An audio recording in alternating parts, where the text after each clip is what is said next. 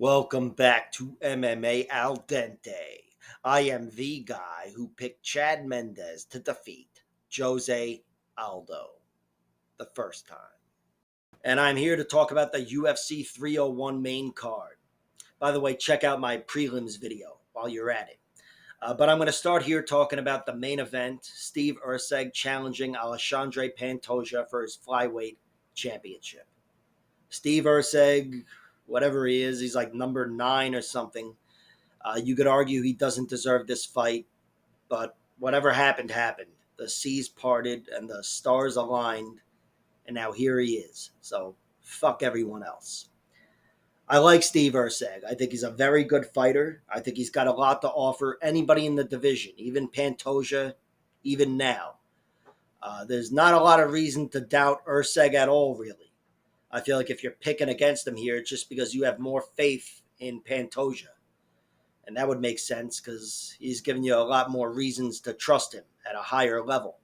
But Erceg, he may not have beaten many great fighters, but he's beaten many good fighters. And the one person to beat him, this guy Sean Gauci, it was a very tight decision, and Erceg definitely got the better of him overall in that fight.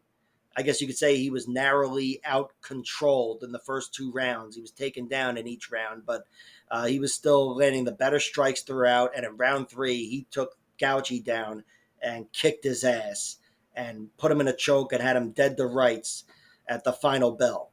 So it was halfway to a 10-8 at least, and he definitely got the better of the guy, but whatever. That's his one loss.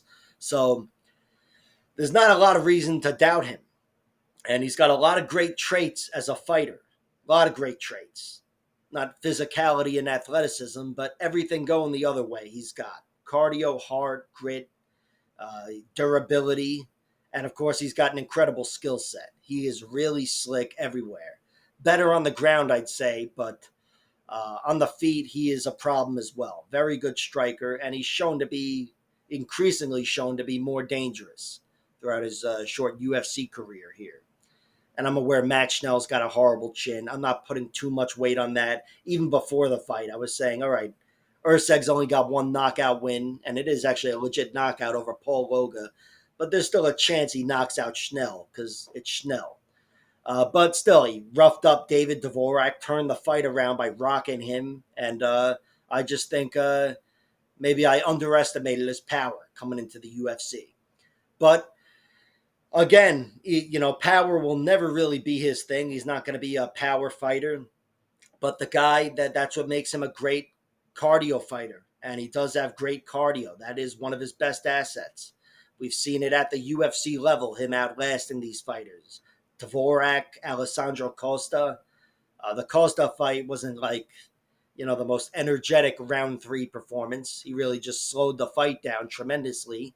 But he still had what it took to do that. I mean, I think he figured at the end of round 2, all right, I'm going to pin this guy against the cage in round 3. And it may have slowed the fight down and not been exciting, but here we are one fight later, and he's in the main event of a pay-per-view fighting for the championship. So not a bad move there, Erceg. And even before he got to the UFC, he's shown to have great cardio. That Sean Gauci fight that I mentioned, he had an incredible round 3. He fought this other guy, Cody, who I think is going to be a very good fighter. And he caught this kid when he was inexperienced. The kid still gave him a very good fight, but he took control of the fight again in round 3 and looked incredible. He's got a lot going on. Of course, his knockouts, he's only got 2 of them. Knocked out the guy Paul Loga and knocked out Matt Schnell, but they are both legit knockouts. He rocked them and took them out with one shot. So I just think he's got a lot going on, and I think even if Pantoja is going to slow this fight down like I expect him to, Steve Erceg's going to have the cardio and the skill set to make this a good fight everywhere. I mean, it could go the Brandon Royval fight where it's largely a shutout, but I think that's what it would have to take from Alexandre Pantoja. Maybe he can get his neck, which of course he did to Brandon Royval in the first fight, but nobody's finished Steve Erceg as far as I know. Of course, nobody finished Brandon Royval before that fight either. But I should mention Erceg does have one loss as an amateur to Dennis Bondar, former, I believe, UFC fighter, if not current UFC fighter. And it was in the fourth fight of the night for each guy in an amateur tournament. I don't know if it was a knockout, submission, or decision, but just figured I'd mention that I know it took place. And I tried to find out what happened. No fucking clue. But Pantoja is my pick to win this fight. Pantoja is my pick because, again, I've got more trust in him because he's given me a lot more reasons to trust him against better competition. As of late, Brandon Royval and Brandon Moreno. Of course, he beat Brandon Moreno 3 times, and he is the only guy to finish him if you count exhibition fights. And the same can be said for Brandon Royval. Neutralized him once and submitted him once. But he's shown to have great cardio, Pantoja, even if visibly it doesn't appear so, where he's gasping for air and hanging on for dear life. He's got a great work rate, and he is the 5-round workhorse in the division. He's got his share of losses, but every one of them's a decision. Every one of them. The last one was the Askar Askarov, which I don't know what the fuck happened with him or whatever, but very good fighter to say the least. And before that, I believe, was Davison Figueiredo. But Pantoja, he's I'd consider impossible to get out of there. Of course, now he's totally going to get finished in this fight. But I have it in my head he's impossible to get out of there, and he's proven so at a much higher level. Much higher level, been in there with killers and throughout a few generations of MMA, so to speak, if a generation is like 5 years or so.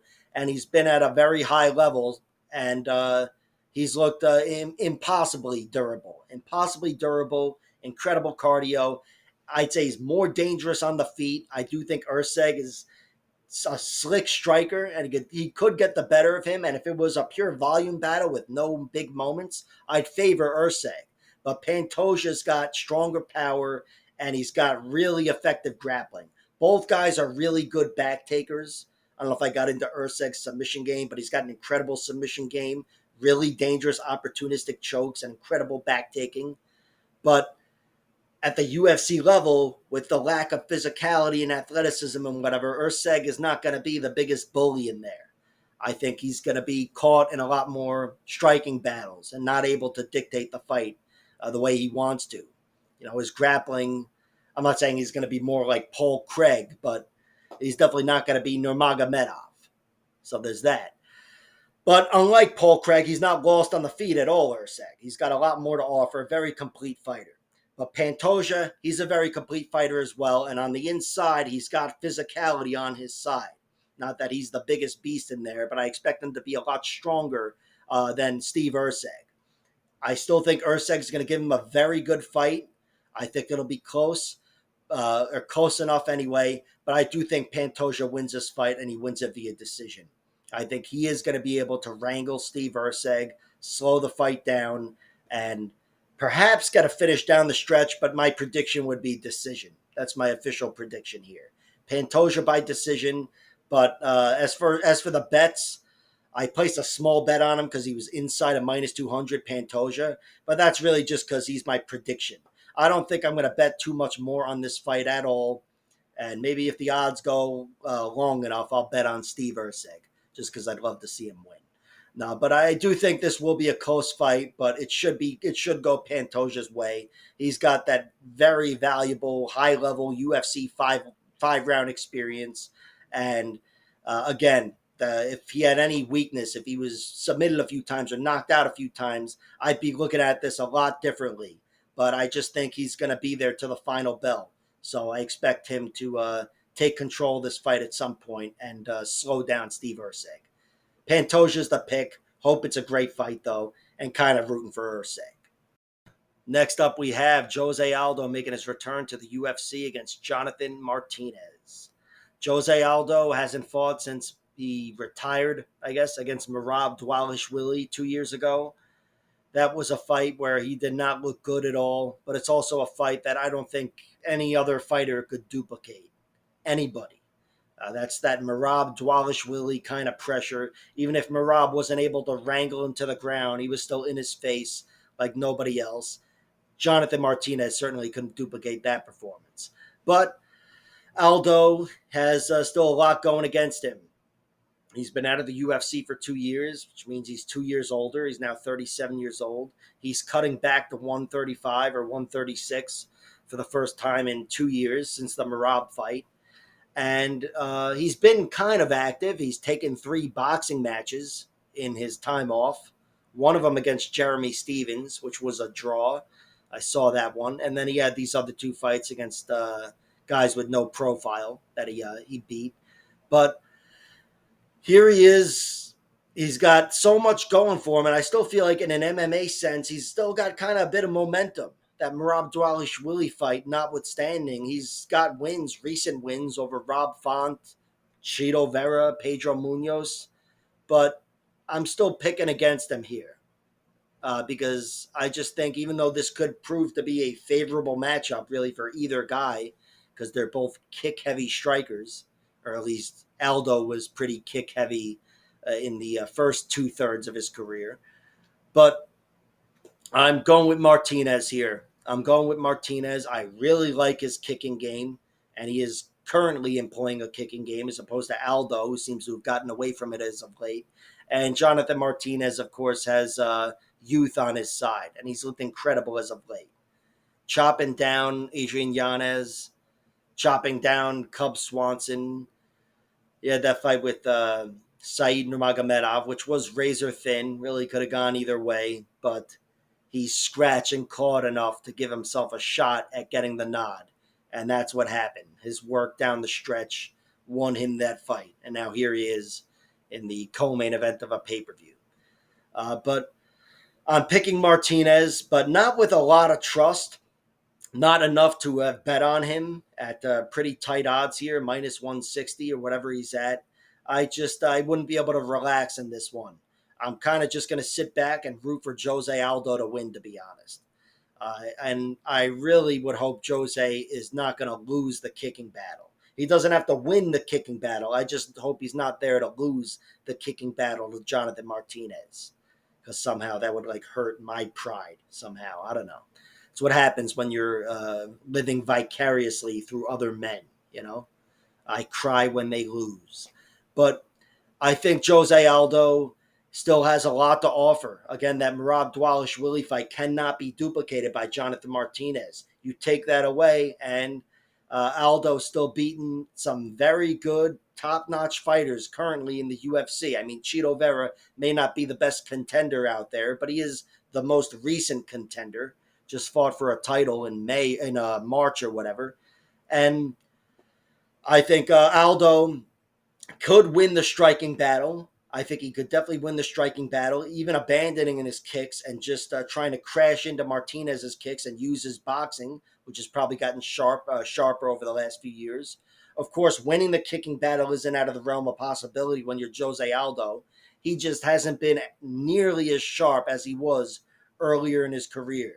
You know, when he was the prime featherweight before he lost to McGregor, really, and before he lost confidence in his own chin, I think, he was much more comfortable throwing leg kicks, and they were his best weapon. But here against Martinez, you know, if he's not going to go the kicking route, I'd love to see him either crowd Martinez or catch a kick and try to take him down, try to win with some grappling.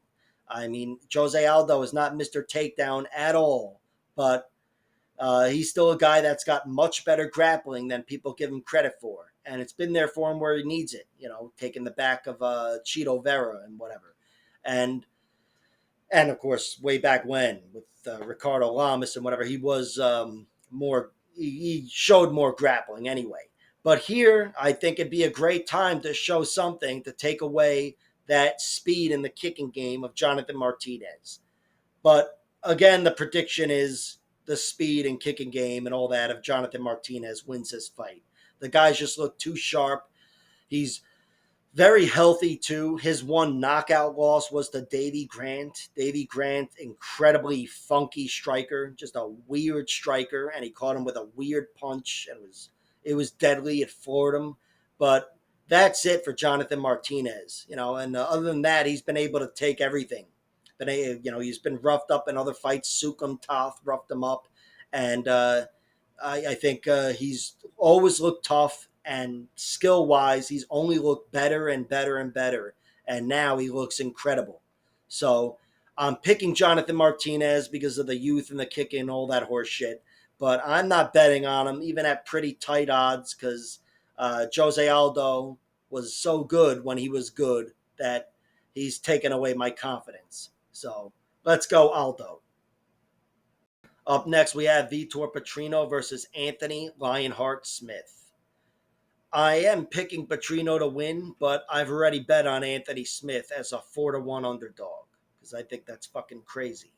Smith, he is a very well rounded fighter, dangerous everywhere, really great finisher, and he's got so much better experience than Vitor Petrino. And of course, I think he would have been favored to win this fight after the Anton Turkalj fight. But Vitor Petrino seems to have a really well-rounded game. He at least seems to be rounding it out as we speak. Where I think a lot more of him than I did when he made his UFC debut, where I thought he's a big physical striker. Now I think he's a big physical striker slash grappler, and he's been grappling more and more. We saw him get his first submission win with the arm triangle in round 3 over Marcin Prachnio. It's Prachnio, but it's still very impressive to get your first submission win like that. And we've seen him use grappling, even against Anton Turkalj, where he looked sloppy and he was being taken down, had his back taken. He was still outlasting and out scrambling Turkalj in that fight. It was a sloppy mess, but he did win the sloppy mess of a grappling fight. And of course, against Tyson Pedro, the fight took place everywhere, but he showed he wanted to initiate the grappling and took Pedro out of his element. So I think the world of him as a fighter. And he hasn't been defeated yet. He's got a perfect record. As far as his vulnerabilities, he's been hurt. Rodolfo Bellato, current UFC fighter, cracked him good in their rematch. Of course, Petrino knocked him out just like he did in their first fight, which the first fight happened very quickly. But the second fight was more of a fight, and he had more to deal with. He was rocked in that fight. He was taken down and controlled, and he dealt with it well, outlasted Bellato, and put him away. And of course, as I mentioned, he had some sloppy exchanges with Turkalj, Anton Turkalj, who is a limited fighter and may be done in the UFC. But the guy's got grappling, and he put Petrino to the test there. And I think if that was somebody like Anthony Smith taking over the fight, getting his back in round 2, he would have gotten the finish. So I just think Anthony Smith, even though he hasn't looked great as of late, first of all, I don't put too much stock into words. I listen to interviews and whatever, but you can't put too much stock into words. But I will say Anthony Smith has a big chip on his shoulder. He's a guy who a few months ago was speculating on taking some heavyweight fight, and I just thought, all right, he's not serious about this. And then I don't know what happened. Vitor maybe said something or whatever, but he was calling that fight, saying, "You want the fucking veteran? I'll give you the veteran." And whatever. Maybe he didn't sound like such a douchebag, but you could tell he's psyched himself up for this fight. So he's looking to prove a point. And look, they're all looking to fucking prove points. I get it. But I think Anthony Smith, even without the chip on his shoulder, he's got enough for me to have bet on him as a 4-1 underdog against a guy who, despite looking great and showing new wrinkles and having physicality, athleticism, and power to go through somebody like Anthony Smith or anybody else just on that level alone, he's still an inexperienced guy, and this is by far the best guy he's fought, Smith. And Anthony Smith, I've said it plenty of times, he's a guy that I wrote off as some very vulnerable welterweight, and then I did the same shit at middleweight, and then light heavy. By the time he was a light heavyweight, there was no denying him. I'll never forget when he strangled Gustafsson in round 4. That may not go down as one of the biggest upsets in history, but it was an upset, a very big upset, or a decent upset. But the way he did it was incredible. I thought, all right, he might have a round or two of danger in him, but then he's going to fall to the volume and the work rate of Gustafsson. And instead, it went the exact opposite way, and he got him out of there in round 4, strangled him. So he's turned plenty of corners, hit plenty of plateaus and whatever. He's peaks and valleys. He's seen everything. He probably, if I was him, I would have retired by the time he was like 3-7 or whatever as an MMA fighter. But he's lying hard for a reason, and he keeps going and going. And here, while I am picking against him, and I picked against him in his last one against Roundtree. I'm still not ready to write him off, and I am not ever going to be ready to turn away Anthony Smith at plus 400 unless he rematches Jones or something. So Vitor Petrino is the pick, and I should have clarified. I've got Petrino winning a decision, even though Petrino's got danger, specifically on the feet, and Smith's been fucked up plenty of times. I think Anthony Smith will be able to keep himself safe, and he's got a lot to offer Petrino. Of course, in the grappling realm, he's dangerous everywhere, especially if he should put Petrino on his back. But even if not, he's good everywhere. And on the feet, Anthony Smith could find a way to hurt Petrino, either crack his chin or work those calf kicks. Tyson Pedro was having some success with his kicks and had some good volume going in round two, although Petrino still had the power. But Smith Petrino is my pick to win this fight. But of course, Anthony Smith is just a guy who's been elite at some points in his career anyway, and he's got so much experience and so many skills where I couldn't resist betting on him. Next up, we have Michel Pereira versus Ihor Potieria. Just another case of I'm picking this guy, but I'm betting on this guy. And that's because this guy is a 4-1 underdog, just like Anthony Smith in the last fight. And this asshole is a 5-1 favorite. Don't get me wrong, Michel Pereira is my pick to win this fight, but I think he should be like a 5-2 favorite. I think those odds should be cut in half. But I see what everybody else sees. I mean, the guy has looked incredible, especially at middleweight. But you know what? He looked incredible at welterweight as well. Then he just kind of shit the bed going to fight Wonder Boy, and he was forced to move up, I think. I don't know. Maybe he decided to move up on his own. Either way, I think he's better off at middleweight. One of my big doubts in him was his cardio. And to be honest, that was alleviated, those doubts, when he was fighting at welterweight. I had a lot of doubt after he fought Tristan Connolly, that epic disaster of a loss. But after that, he put together a good string of decision victories, even a third-round finish over Imadaev, where I just said, yeah, I got this guy wrong. He's definitely got better cardio. But here at middleweight, without having to suck 15 pounds of water out of him, or an extra 15 pounds of water, because I'm sure he's still cutting weight, I think he's going to have great cardio. Of course, as a middleweight, he hasn't had a chance to show that at all. He's steamrolled his two middleweight UFC opponents, Andre Petrosky in a minute and Mikhail Oleksiejczuk in a minute. Yeah, almost TKO'd him, but he ended up getting a sub because the neck presented itself. The guy, and that might speak to the extra danger he has at middleweight because he's got 15 extra pounds going into every punch, every strike, body or head. And the guy was dangerous enough anyway. And here at middleweight, he might be even more dangerous than he was at welterweight.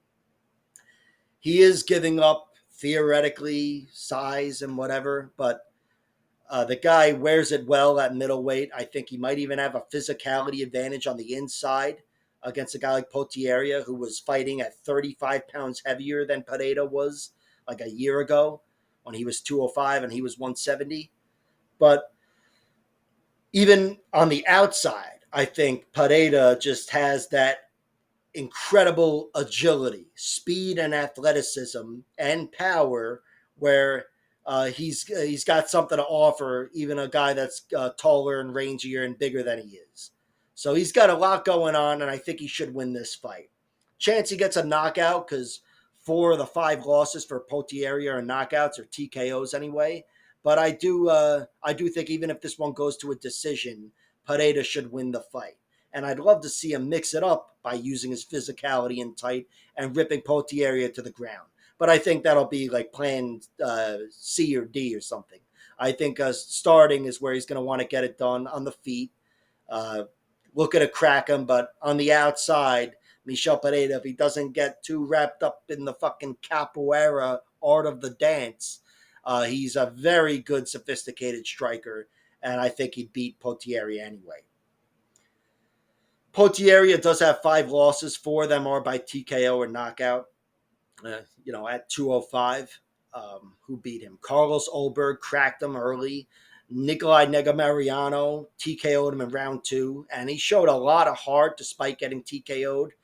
He was beaten up there a good bit, and then he was finished TKO'd by Rodolfo Barato in his most recent loss, where Ihor won that fight like 3 times before he lost it, but eventually he lost it.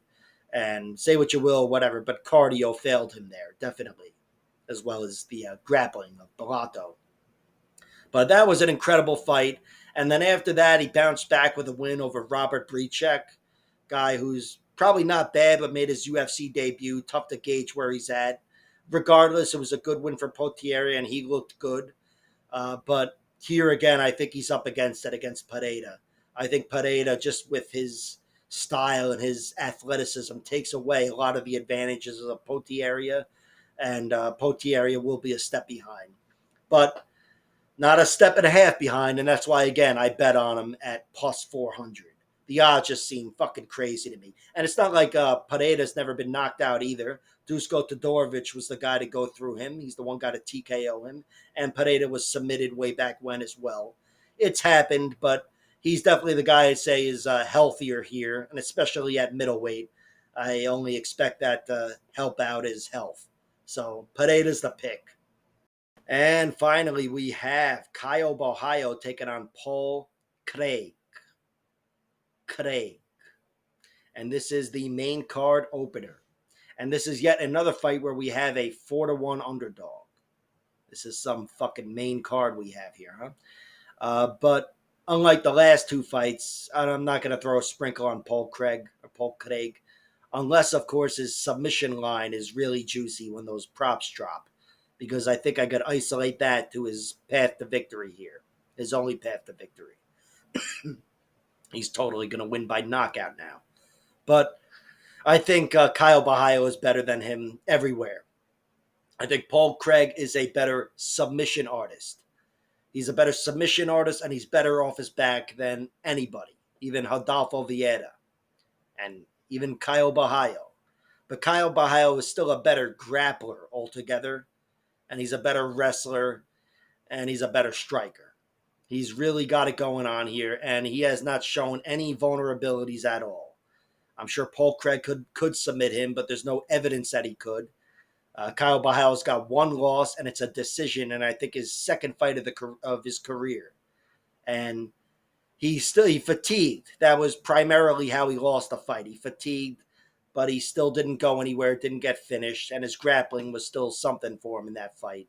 But that was very early in his career, and it's not like he's steamrolled or dominated everybody. He's had some close enough battles, and he still looked really good in every fight. Passed every test, fought long and hard. Every one of his fights is a decision at the UFC level, aside from when he got Mikhail Oleksiejczuk out of there. But here in this fight, I think a finish is very likely for Borralho. Just because Paul Craig is generally a vulnerable fighter. He just is. His chin has been bad throughout his career. Hasn't failed him so much lately, but it's failed him enough where it's a concern in any matchup. Even if Caio Borralho isn't Mr. Knockout, it's still a thing, and it's worth mentioning. And on the ground, Paul Craig's been finished a few times as well. Jimmy Crute went through him with the Kimura, got him out of there in round 3.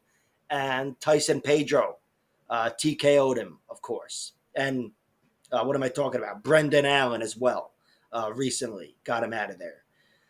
He's really up against it. I think he's a guy that is lacking physicality and strength and wrestling in any division.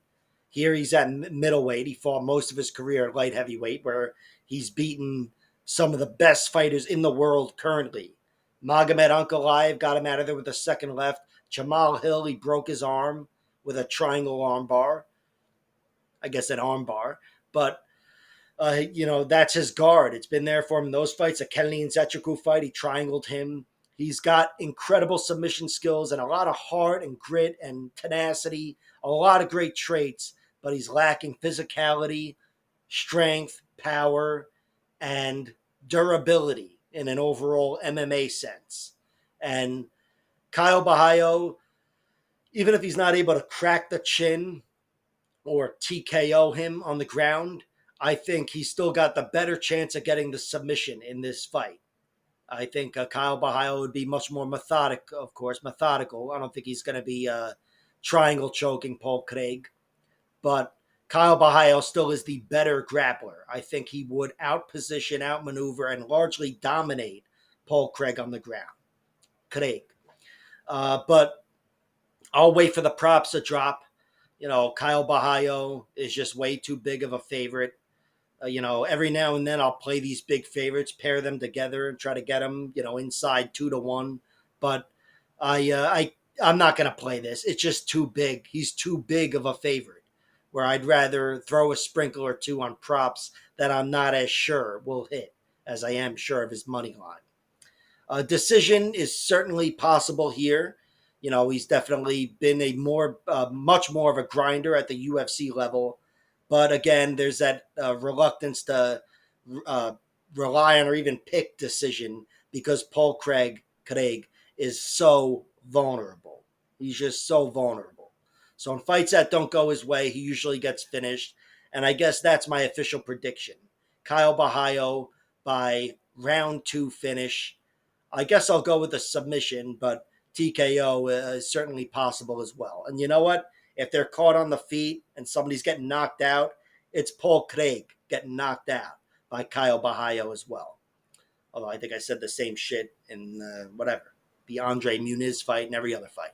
But uh, Kyle Bahio is the pick. I don't think he should lose this fight. I think Paul Craig has a Hail Mary, and that is it. Just a Hail Mary, and I don't think it's going to hit. So we'll wait for the props, but I doubt I'll be betting on this. Like, share, subscribe, all that horse shit, and check out my other videos, including the prelim video.